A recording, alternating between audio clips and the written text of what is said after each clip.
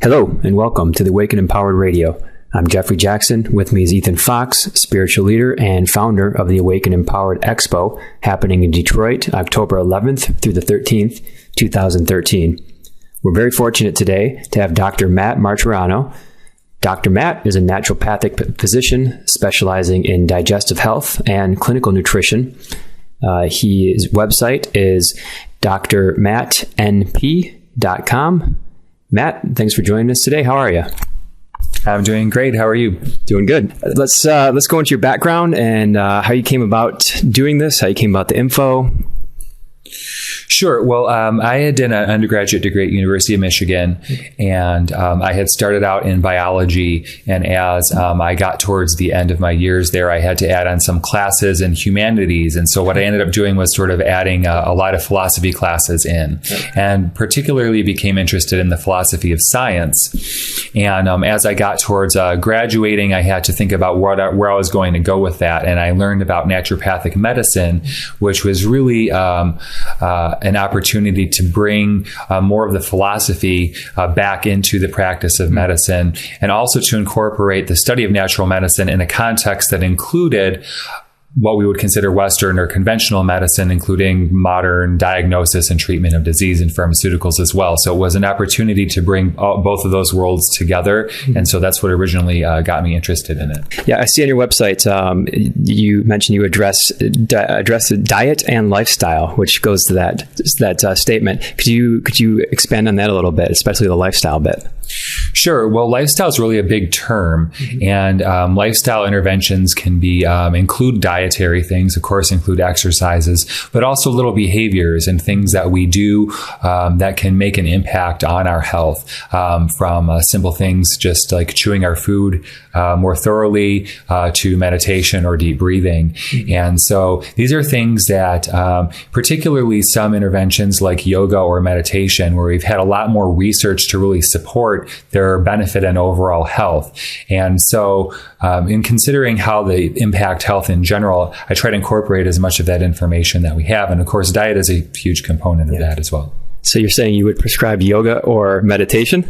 Well, it's something that I talk about when people come in. So a lot of times you might go to the doctor's office, and the doctor's not necessarily going to ask you much about your dietary intake or your exercise or things like that. And so it's one of the things that I always encourage people to explore, not just looking at their physical body, but also their mental, emotional, and spiritual health as well. And so that's one of the things that I like to bring in and make sure that we at least start a conversation about those things. Yeah. So that brings me to the coherent approach. I'm going to let you go over that. I have my notes in front of me, but I'll just let you take it. Sure. Well, when I got out into practice, originally I was practicing very broadly with naturopathic medicine. What ended up happening is probably about 90% of the people that I was coming in to see me were having some sort of chronic digestive issue. And when I was really looking at the framework that we had to deal with these from a natural standpoint and also from a conventional standpoint, I found a couple models that worked really well, but they were sort of limiting. In other words, there wasn't much direction in terms of where should we go from a functional perspective, or what things should we focus on. And so the Coherent Method is really an approach that I created. It's an acronym, but of course, coherence is an allusion to the ability to sort of be focused and understand this sort of big picture. And then each of the letters represents one particular aspect of digestive function that we can work on. Yes. And I have on my notes here, the Coherent Method is colonize, optimize, harmonize, equalize, realize, energize, neutralize, and tranquilize. Does that sound about right? You have them right. Yes. I'm really curious about, what do you think is the biggest obstacle to digestive health in America? Is it GMO foods? Is it pharmaceuticals? Is it chemtrails? I mean, what do you think about that? That's a really good question, Ethan. And I think it's all of the above, first of all.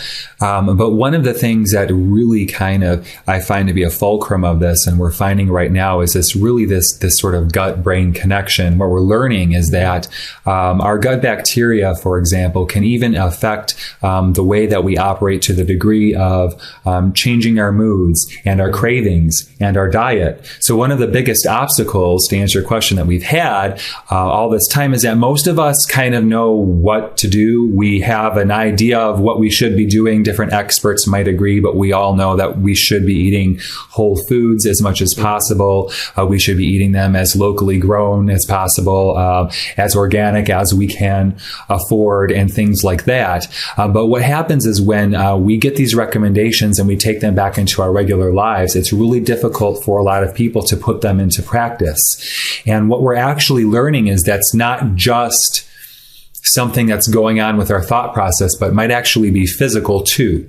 And since we have all of these microbes living inside our gut, they become accustomed to certain dietary patterns that we've acquired over our lifetime, and actually can interact with our metabolism in a way that makes it difficult for us to make those changes and to sustain those changes. Particularly, we're finding that when people start to make those changes, there can be some period of discomfort in the beginning.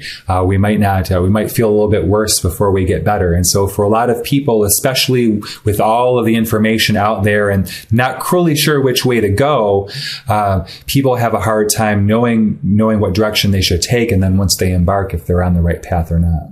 So in a sense, would you say that our bacteria are thinking for us? I mean, does that go back to the whole intestinal brain concept, or is it something else you're saying? Sure. Well, it does go back to the concept of the intestinal brain. So we know now we do sort of have a second brain. It's called the enteric nervous system, and that is connected to our central nervous system. And we know that there's bidirectional communication there. So we have these bacteria that live in our gut. And byproducts of their metabolism are several of the neurotransmitters that we might be familiar with in terms of our moods and behavior, like serotonin, like dopamine. And they're making these things. And these neurotransmitters have some way of interacting with our central nervous system. We don't know exactly how yet, but they can influence us and actually influence our behaviors and influence our moods. And that in turn can influence what sort of food choices we're making and what sort of foods we're putting into the body. I have sort of an off-the-wall question. Where does the saying, I have a gut feeling, come from? Is there any real basis in physiology to that statement? There is some basis for it. And again, we don't know all of the details, but we do know that the brain will send signals down to our digestive system. A lot of it travels via the vagus nerve, which is one of the central nerves that comes out of the brain and then innervates all of our digestive organs as it makes its way down through the torso. And what that can do is create changes in our neurochemistry. So, for example, a very common experience I think people would have is if we have a moment of fear or we get startled. Usually our heart will begin to race, for example, and then our stomach will sort of get upset. In fact, a human or even an animal, if we become startled enough, we might actually vomit or some other way of voiding our bowels. And that's actually one of the ways that the body gets rid of reallocates its resources from the digestive system back to the musculature and the central nervous system if we perceive a stress or a danger. Okay, next question. I want to jump on this, but Ethan, you can elaborate a little better than I can. GMO food. I'm curious about that. The people seem to have made quite a bit of fuss about not wanting a company to interfere with their food supply. I was wondering what, from your background, what kind of effects that would have on intestinal health, I guess part one? Sure, absolutely. And it's a big question. And so there's a lot of issues with GMO foods, and it's really gotten to the point where a lot of people are becoming aware of this now. They were originally introduced into the food supply quite some time ago, but when that happened, there wasn't as much awareness about it now. And so there's issues with GMO foods all around as they come up against intellectual property laws, for example, as comes up against this just sort of idea of transgenics, in that are we bypassing some natural protective mechanism by inserting genes directly from one species into another? And then there's also this issue of how they might actually affect our digestive health. And it's an interesting story because a lot of it is coming somewhat as a surprise to the scientific community, in that one of the things that went on early with genetic modification was the modification of crops to be more resistant to an herbicide, particularly one that's known as glyphosate. And so this herbicide was developed by Monsanto in the early 70s. I believe it became commercially available in 1973. And the great thing about it at the time was that it was known to specifically target a chemical pathway that was found in plants but not in animals. Mm-hmm. And so what was thought to be great about that was that it should potentially be non-toxic to animals because it does not target this chemical pathway. And so for many, many years, including many decades of studies looking at the direct toxicology of glyphosate on the human cells, is it a possible carcinogen? We investigated that, and the studies kept turning up negative until very recently, some of the research took us in a different direction. Yeah, that's coming out a lot now. Ethan, I know you have some follow-up questions for... Well, my research has led me to the understanding. I've followed Donna Gates and quite a variety of other people in the longevity movement who are very serious about intestinal health as being key to longevity. And I live a very precise lifestyle and eat certain foods and try to maintain good health. My question is, it seems to me that from what I've learned, that the current understanding is that genetically altered foods permanently alter your intestinal bacteria DNA. And I'm wondering, is that true? And if it's true, is there a way that you know of, nutritionally or otherwise, to reverse that effect? Well, from my understanding, and I may have not seen all of the research currently, but currently I don't know that we're totally aware that that's true, although it might be true. The thing about bacteria or microbes in general is that they change over a lot, and that makes them more susceptible to certain types of damage from things. Because of the way they evolve, they start to develop resistance. And in this case, developing resistance to glyphosate is one of the mechanisms by which we have to keep using more and more. And it's the reason why Monsanto was engineering crops to be able to be more resistant to it so the crop could survive while the weed died. Now, on the other hand, when we're looking at some of the effects of things in the soil, it does look like some of the detrimental changes that occur are reversible. It might actually be reversible in a fairly short period of time once we figure out exactly how to do that. So to answer the question, are the changes permanent? It looks like they may not be, but it's going to take some more research and probably very quickly to begin to understand exactly how we can reverse this process in the gut. In the meantime, there are several things that I think at this point seem pretty straightforward in terms of how we can approach diet and some supplements and things like that in order to get a head start on that while we're waiting for the rest of the research to come in. Also, in our group, in Flower of Life, and the Expo has a huge component, raw food component. And I'm curious what your thoughts are, not necessarily toward raw food, but do you have an opinion on what's the optimal diet to maintain good intestinal health and just overall body health? Sure. Well, there's a lot of approaches to that. In my mind, based on what I understand, and one of the areas that I think that raw food can be very beneficial is because it is coming right from the earth. One of the things that we know is that the gut bacteria and the soil bacteria are very closely related. And so essentially there's soil bacteria that are helping the plants grow, fight off invaders, and particularly fixing nitrogen, for example, on plants that like legumes or soy, for example. The reason that they can make more protein is because of associations with soil bacteria on their roots. If it wasn't for these symbiotic relationships with the soil bacteria, they wouldn't be able to capture as much protein. And that's important for anyone in particular that's trying to reduce the amount of animal protein they're eating in their diet, because we have to get those protein sources from food. So secondarily, when we eat those foods, we take them from the earth and we're putting them in our bodies, we're actually getting some level of soil bacteria inside of us. And I know that's sort of contrary to what the average person might have been trained to sort of think about bacteria, because most of us have been raised in a world where we just think about the disease-causing aspects of bacteria. And so when we actually consume those foods, we're getting some level of those bacteria in our gut that could have beneficial changes. And finally, it really comes down to the fiber that's present in our food. The fiber is what gut bacteria ferment in order to support their growth. And essentially, the more fresh fruits and vegetables we have, the larger amounts of these fibers that we're getting in our diet, which are feeding those gut bacteria directly. And so, when we cook food, we start to break down that cellulose and some other fibers that are present in it. To some degree, that can make them more digestible, particularly in people who might already have compromised digestion. But on the other hand, we start to lose some of these values the more that we cook foods, and particularly in a society where 80 or up to 90% of some people's diets is just completely processed. Getting in a little bit of raw food can make a huge difference. In my opinion, is it necessary to eat 100% raw? I don't think we know that yet, but certainly there's a huge benefit to getting more of these foods in our diet for everyone. What do you think are there any disadvantages in your opinion to eating a raw food diet? The only disadvantages I can think of is if we're putting a lot of raw food into a system that's already not functioning well.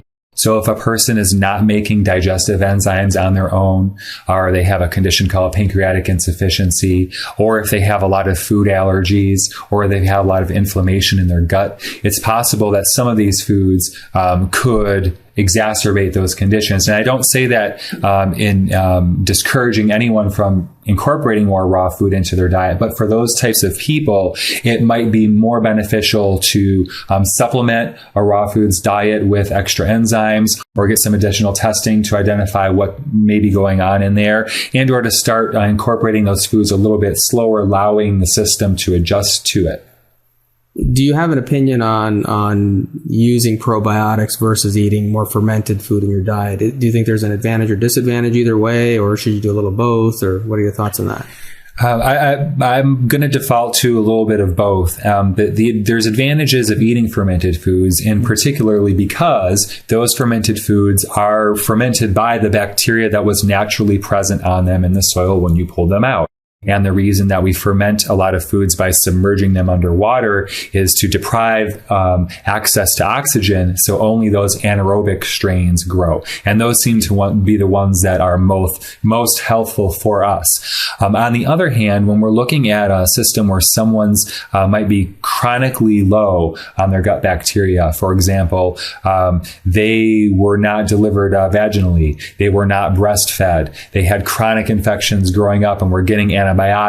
Say they developed acne in their teenage years and were put on more antibiotics, and now their gut bacteria at a level that are so low, we may not be able to colonize it very well using fermented foods alone, simply because of the amount of numbers that are in there. And there are some concern about eating too much fermented foods, particularly in people who might be sensitive to tyramine or have other neurotransmitter imbalances. So when you're looking at the sheer numbers of bacteria that we can get in with a supplement, we can go a lot higher. And the other thing that we can do there is control exactly what bacteria are in there, and also get a broader mix of bacteria. So what I typically do with the patients that I see is to recommend we do a little bit of both. And there are some good probiotic formulas that I use. There's always new ones coming out. But also I do encourage everyone to start incorporating more fermented foods into their diet and look into making them at home, because ultimately I think it's one of the things that's going to be a big part of sort of getting back to our roots is people fermenting their own foods at home, and particularly when we take into account sort of the food regulations that are mostly aimed at prevention of bacterial growth in food, we kind of start to come up against this wall, because all of these regulations have been built around getting no bacteria in our food. And so things can go wrong with ferments if they're not at the right pH or the right temperature, or something else gets contaminated. There are potential dangers there as well. And so it's something that people need to get educated about as well. well. And so supplements provide a sort of bridge for a lot of people as well, that they can get started with this while they're implementing some of the changes to their diet overall. Do you have a favorite supplement with probiotics? I do. So far, the one that I go to the most is a formula by Clear Labs. It's called ABX Support. And it's a strain of a few different bacteria, but also a probiotic yeast called Saccharomyces. And that's one of the reasons I like it, is because it has those together in one formula. And it's particularly designed to sort of recolonize the gut quickly, in particular if someone's using an antibiotic concurrently or has just gotten off of one. So that's usually the one that I start with and see how people do. And then we may adjust that based on, test information we get back later, or just how they present during their follow-up. Have you had any really profound result with a patient who came to you with some kind of severe health crisis that you treated simply by changing the intestinal bacteria balance or health? There are a couple of cases that come to mind. One was a young woman who was working here in the local area in an HR department, and so she's someone who's very outgoing by nature and always has to be talking to people and engaging with people. And she originally came to see me for some digestive complaints, but I started to inquire, as I always do, about how she was feeling mentally, emotionally. She revealed she was also having a lot of anxiety, some personality changes. She was feeling more irritable, not as outgoing, and she was concerned about that as well. And so what we did was we did some testing to look into her gut bacteria. We found that there was some imbalance there. And additionally to that, we identified a particular parasite, one that's not normally expected to be found in adults, but we happened to find it in a DNA test there. And so I said, well, let's just start with treating your gut and let's see what happens. And when she came back about 6 weeks later, she had said that she felt completely back to her old self. She had sort of a complete return to her sort of the exuberance, the personality that she remembered herself to be. And also, by the way, her gut symptoms had cleared up as well. And so that was one of the cases where we were able to see that we're getting these sort of personality benefits as well as making changes into the gut bacteria. And a second case that was also interesting involved a little boy who was autistic. And he had come similarly. We had started just looking at addressing the digestive components. A lot of autistic children have digestive function complaints as well. He was receiving other treatment for some of the other aspects of what was going on. We said, well, let's just focus on the gut. And so a few of the markers of his attention, his learning ability, some of those things started to change right away when we began to work on his gut. Now, of course, there were other treatments, modalities going on concurrently, so it's difficult in a lot of cases to say what exactly was a result of what. But overall, it seemed to be the case that as his digestive symptoms came down, his cognitive ability, some of the markers that we were looking at there seemed to improve. And so that was one of the other indicators where I think that somebody got some unexpected, perhaps, benefits from treating their gut. You mentioned parasites. That's just recently jumped on my radar. What kind of percentage would you say, or is it in the United States? Is it a rampant thing, or is it a very small amount? It's pretty low. And considering if we're looking at the world, as the backdrop, parasite infestations in the United States are pretty low. And that has, a lot to do with just having a higher standard of cleanliness. And there's positive aspects, right, to this, to our sort of antimicrobial approach to life. But in terms of what I have found, I would say that maybe in about, this is a rough estimate, but about 10 to 15% of people, when we do a DNA stool analysis, we find a parasite that we weren't expecting to find. Could be pinworm as a common one, found a couple times in an adult that we normally would not expect.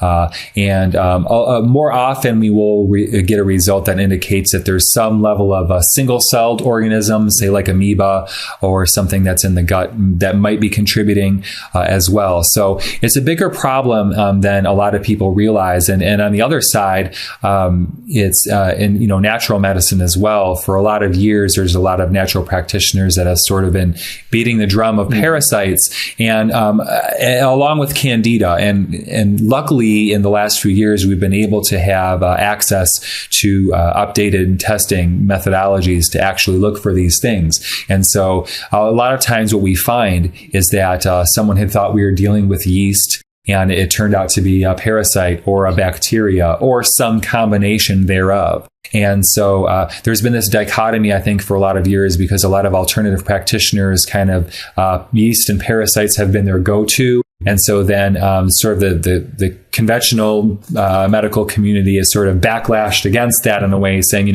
this is sort of, we don't have these types of parasite problems here in the first world. But what we're finding is that a lot of these things can even be at levels that we would consider to be subclinical.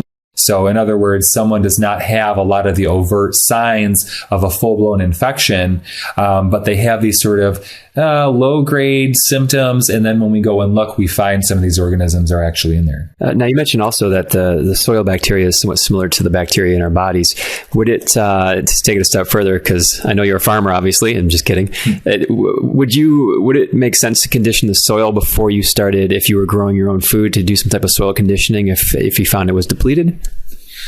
I think that would make sense. And yeah, I'm not a farmer, but from my understanding and just sort of extrapolating from my understanding of what goes on in the gut, that's exactly what we would do. And I believe that even in agriculture right now, with some of this new information coming out, that's what they're looking at in terms of mitigating some of these potential effects. So we're looking at a situation where we've been spraying a chemical on our crops, spraying it in our yards, on our driveways to get rid of weeds, something we thought was totally safe. That's hundreds of millions of pounds a year. The EPA just actually expanded the types of crops we can use glyphosate on. They're one step away from increasing the total limits that can be found in our food. And so the thing to understand is there's this huge momentum that's going in a particular direction. And so for the whole of agricultural science and food production to sort of come to a grinding halt and spin and take a 180, it takes science a while, and really realistically, we're probably looking at 5 to 10 years before the definitive data comes in.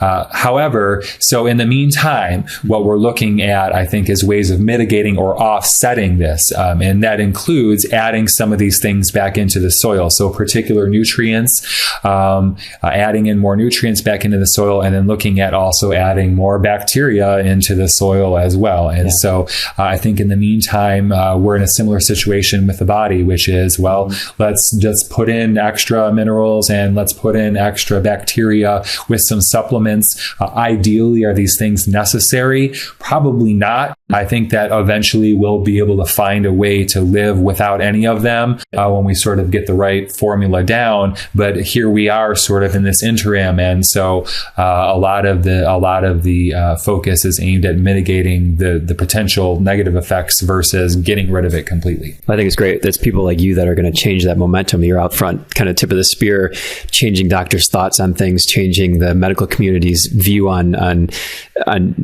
doing these, having the EPA do these things to the soil. It's the naturopathic doctors, the digestive health doctors that are going to say, no, this is what we're seeing in the practice, and you can't just throw a pharmaceutical med at it and make it go away. It's a whole holistic approach. Sure, absolutely. And there's a lot of doctors that, like myself, in consideration of I know the entire expanse of medicine, we're sort of out on the outskirts. We're sort of in the uncharted territories, but we also, in particularly naturopathic physicians, I think more so, at least try to incorporate as much scientific information as we can too. And so we're also standing on the shoulders of a lot of scientists and a lot of researchers, and really a story. As I'm continuing to delve into this, I've been uncovering some very interesting information on the story, sort of even going back 150 years. and all the research. But, recently, more recently, even this year, what we're looking at, there were some German scientists that were looking at why did cows and some chickens were getting higher rates of infection with Clostridium.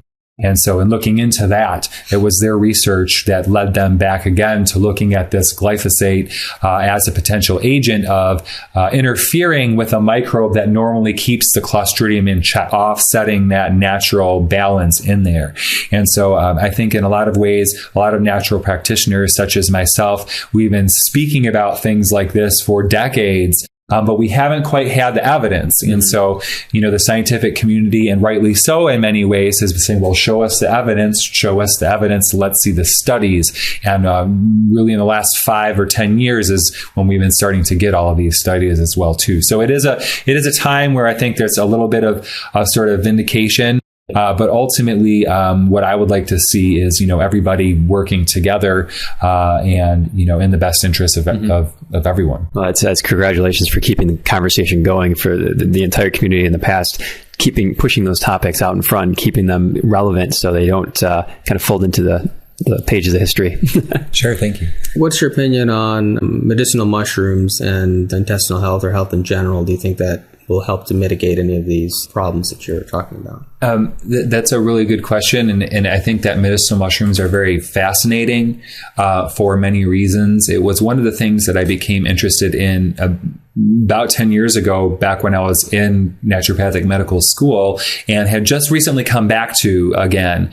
In my research, my current research going back is sort of interesting because what the fulcrum that all of this turns on is the fermentation of cellulose or fiber present in plant cells by bacteria. And originally, the researchers, the first American researchers back at the turn of the 20th century, were trying to find a way to offset the molds and the fungus that were also competing for the cellulose in the soil. So really this balance between fungi and bacteria in the degradation of cellulose in the soil is the primary mechanism, at least I would guess, at this sort of homeostatic balance. And so currently, again, as we're getting back looking into the gut microbiome, we've entered through the doorway of bacteria. But now as we're continuing to look at that more, we're going to bring in, well, how do the fungi play into this? How do viruses and other parasites play into this as well? And so, some of the research that we've seen indicating the ability of medicinal mushrooms to, in particularly looking in cancer research, and the ability to ramp up some of our natural defenses or immunities against those things. I wouldn't be surprised if we find out down the road that some of that result, at least, is due to positive effects on the gut microbiome. And actually, to some degree, having some of these things that are growing and living inside us as well. So it sounds like the intestinal system is sort of the microcosm, or in a similar way to what's happening in soil. We sort of have that internal process that's similar to what's happening in the growth of plants, right? Really, exactly. And it's a really interesting concept that's coming around again. It's not totally new.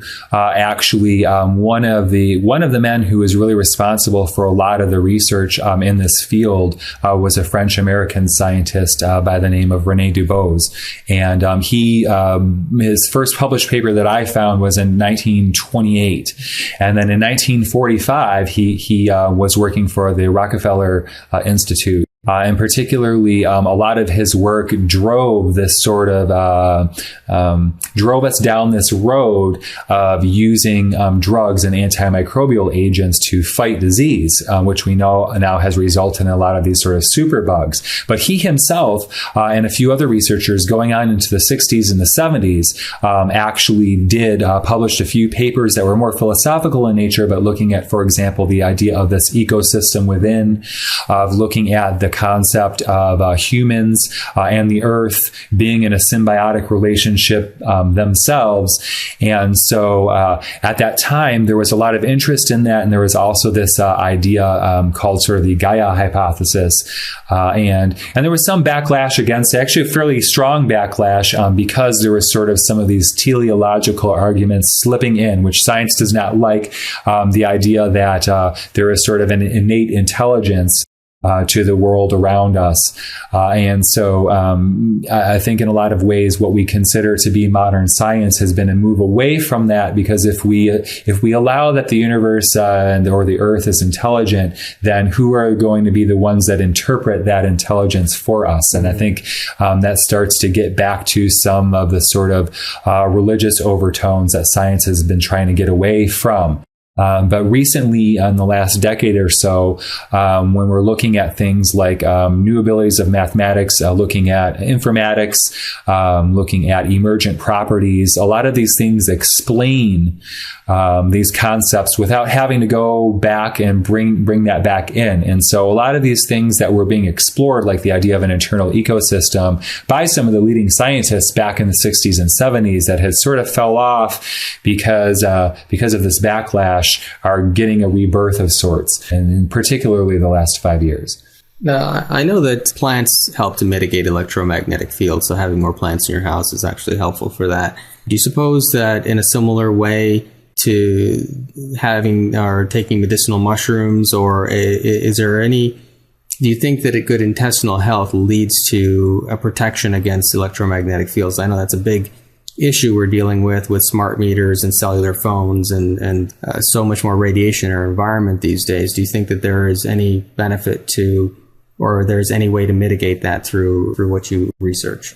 That's a really good question, and I think very interesting one. I don't know that we know whether or not it does yet, but there are things that we do know, and we do know that there are electromagnetic effects that impact the human body. There's some interesting research looking at just simply being grounded, or that the fact that most of us in the modern world actually walk around, and we might go days, months, or even years without actually ever being in direct physical contact with the earth. And so looking at that electromagnetic balance and connections to inflammation and things like that, we also know that there are impacts on the human body of solar weather, sunspots, geomagnetic storms, and then all the things you mentioned too with all of our devices, right? So we're just inundated with all of these things. Now, if we look at the body sort of from a topological standpoint, meaning just looking at the generalized shape of it, it's essentially a donut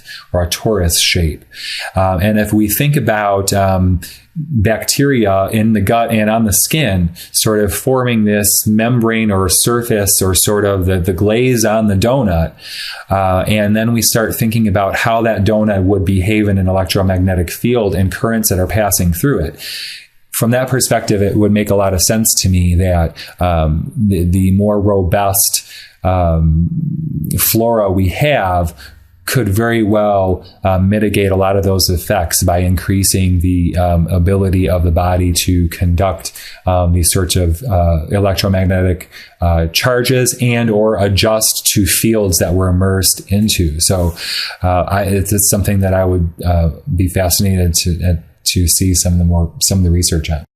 And that concludes the rest of the interview. If you want to find Dr. Matt Marturano, you can find him at drmattnd.com. That's drmattn as in Nancy, d.com. And look forward to having you guys again.